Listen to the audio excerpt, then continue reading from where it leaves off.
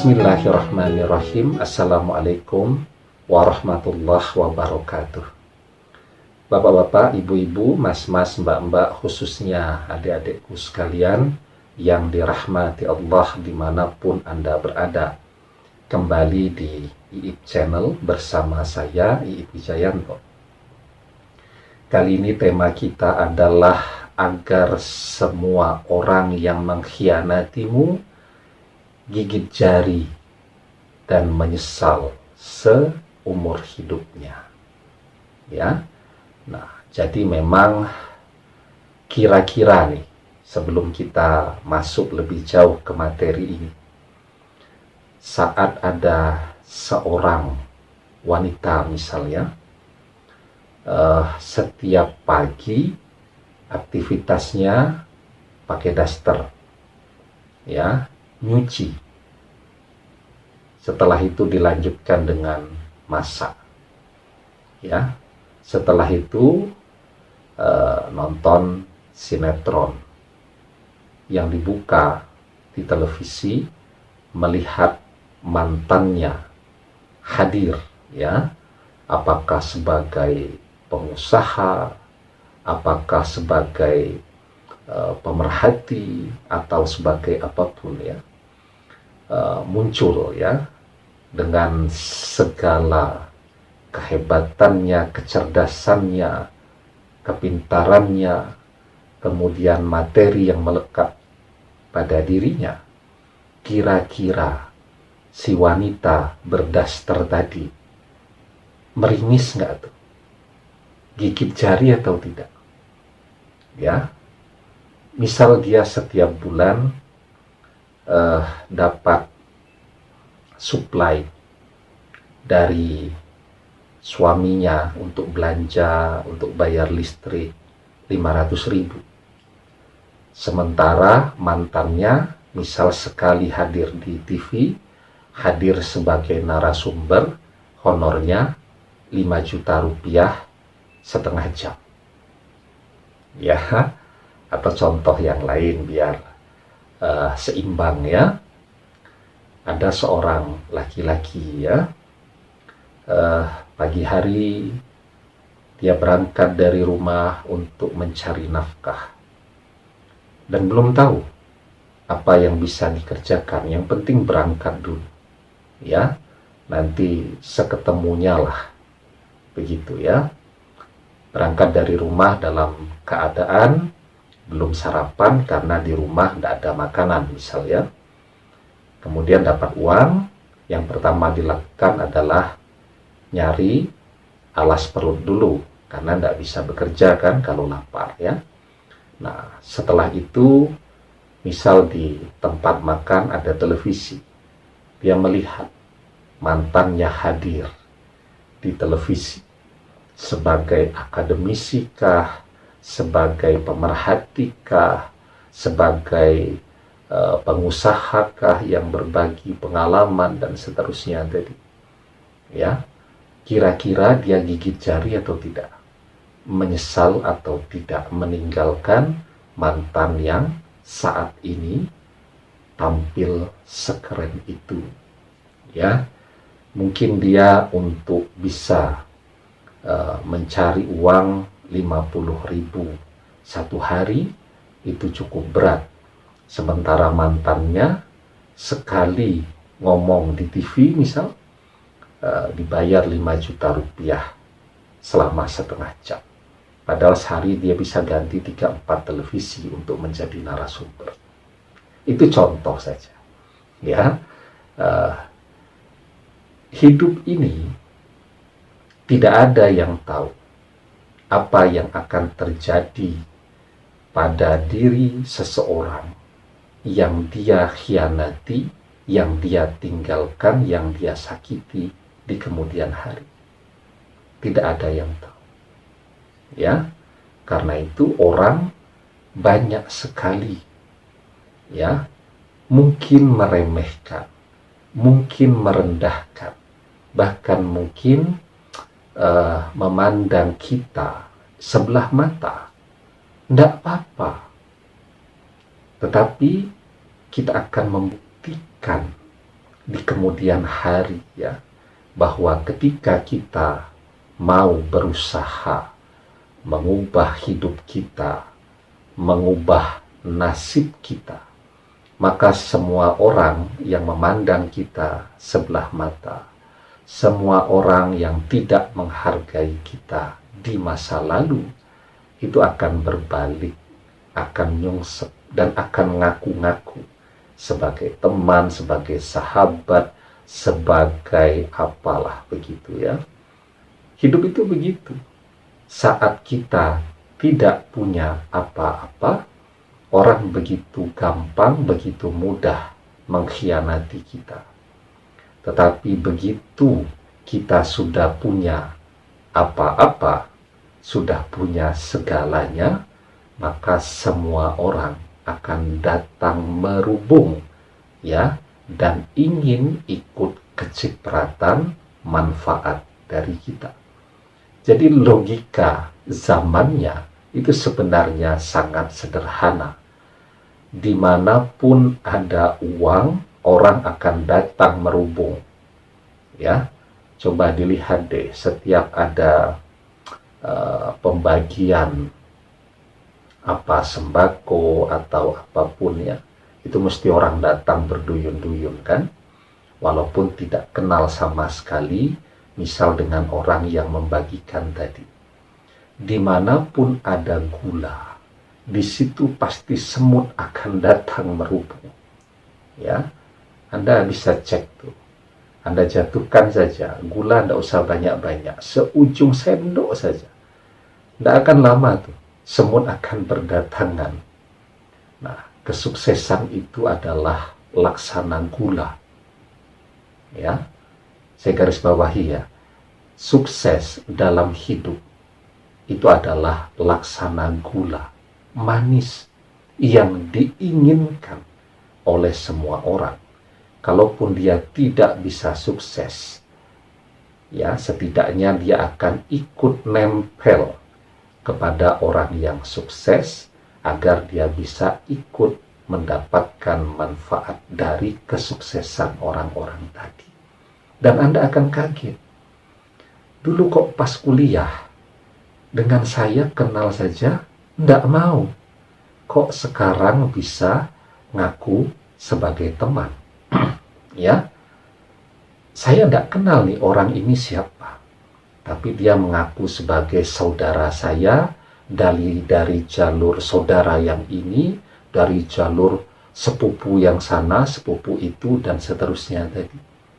Itu yang akan terjadi secara alamiah kepada setiap orang yang berhasil meraih kesuksesannya. Ya, nah karena itu, ya, Anda harus menggunakan modal. Ada 5 modal yang Allah berikan kepada kita, ya, untuk kita gunakan, kita manfaatkan sebaik-baiknya. Tidak hanya untuk meraih sukses di dunia, tetapi menjadikan sukses di dunia itu untuk mencapai keselamatan di akhirat. Ya, sukses di dunia untuk mencapai keselamatan di akhirat. Coba nih, kalau kita punya uang banyak, enak kan? Tiap tahun bisa berangkat menunaikan ibadah haji, dapat pahala yang berlimpah ruah. Kalaupun bukan ibadah haji karena sudah pernah haji, misal begitu, tidak enak sama yang lain, ngasih kesempatan yang lain, kan bisa menunaikan ibadah umroh. Ya, dan itu kan butuh biaya semua tuh. Kita berinfak, ya, bersedekah, atau misal mewakafkan lahan atau tanah yang kita miliki untuk kepentingan ibadah. Itu selama misal lahan tadi terus digunakan orang untuk ibadah, maka pahalanya akan terus mengalir ya, hingga hari kiamat kelak.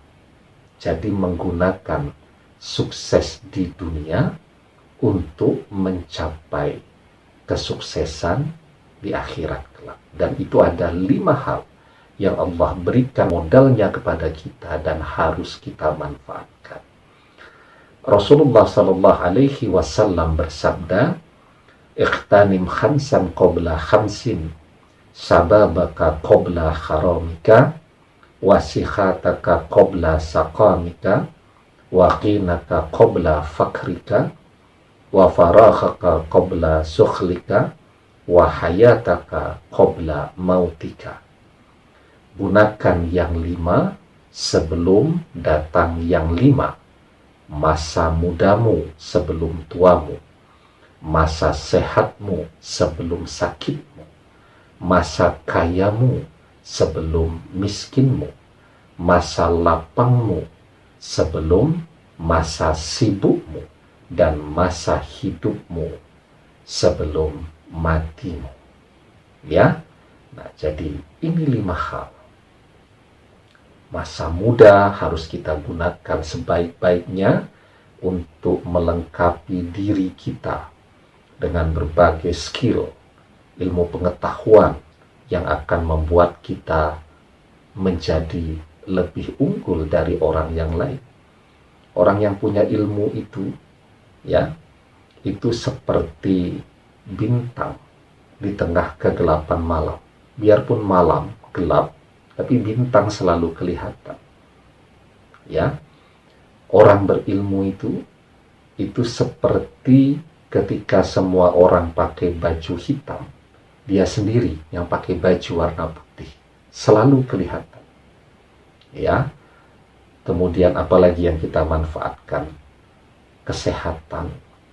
Ya, mumpung masih sehat ini, kita maksimalkan, kita optimalkan, ya, untuk menata fondasi agar masa depan kita menjadi lebih enak nanti. Ya, tidak ada tuh orang yang sukses di masa tuanya yang berpangku tangan dan santai-santai di masa mudanya. Ya, kemudian yang ketiga, ya, memanfaatkan waktu luang yang kita miliki, ya, sebelum datangnya waktu sempit. Waktu sempit itu bagaimana? Ya, kalau sudah tua, kalau sudah mulai sakit-sakitan contohnya, orang sudah lebih sempit waktunya. Kalau masih muda tuh, misal jadi guru atau jadi dosen, ya, ngajar tuh di depan kelas dari jam 7:15, 6 SKS, tidak terasa. Berdiri terus di depan kelas, mengajar, membagikan ilmu, tidak kerasa. Ya, 1 SKS itu kan 50 menit, kita hitung gampangnya 1 jam sajalah. Nah, 6 SKS itu kan 5-6 jam. Jam 7, nanti rampung jam 12 misal begitu. Tidak terasa. Tapi kalau sudah usia 50 tahun ke atas, kan sudah tidak bisa seoptimal itu lagi. Jadi waktunya terasa lebih sempit. Ya, 1 jam sudah mulai menggeh-menggeh, harus istirahat, begitu, ya. Kemudian kayamu sebelum datang miskinmu. Kita ini biarpun duitnya belum banyak, tapi sebenarnya kaya, ya, dengan nikmat kesehatan yang Allah berikan kepada kita, ya, itu sebenarnya anugerah berkah, kekayaan yang sangat besar. Ya, kita bangun pagi bisa beraktivitas segala macam, tidak keluar duit untuk menjaga atau mengobati sesuatu yang tidak beres pada diri kita. Itu kalau dinominalkan, angkanya sangat besar. Ya, bayangkan orang yang sejak pagi hari sampai malam hari itu harus minum berbagai macam obat. Ya, itu saja dia sudah keluar uang setiap hari. kita alhamdulillah ya. Ya paling kalau minum sesuatu ya minum vitamin kan begitu. Tidak harus minum obat-obatan secara khusus. Itu adalah nikmat kekayaan yang Allah berikan tapi tidak kita sadari. Ya. Dan tentu masa hidup kita sebelum datangnya akhir kehidupan di dunia fana. Jadi semakin maksimal orang bisa memanfaatkan usia yang Allah berikan kepada dia, maka akan semakin berkah hidupnya. Bahkan setelah melewati fase kehidupannya, orang akan terus mengenang dia. Orang akan terus membicarakan berbagai karyanya, pemikiran-pemikirannya, sehingga hidupnya ya di alam barzah itu akan terus manfaat. Dia akan terus terhubung dengan dunia melalui ilmunya yang bermanfaat. Ya. Demikian, semoga bermanfaat. Wallahu a'lam bishawab, billahi taufik wal hidayah. Assalamualaikum warahmatullahi wabarakatuh.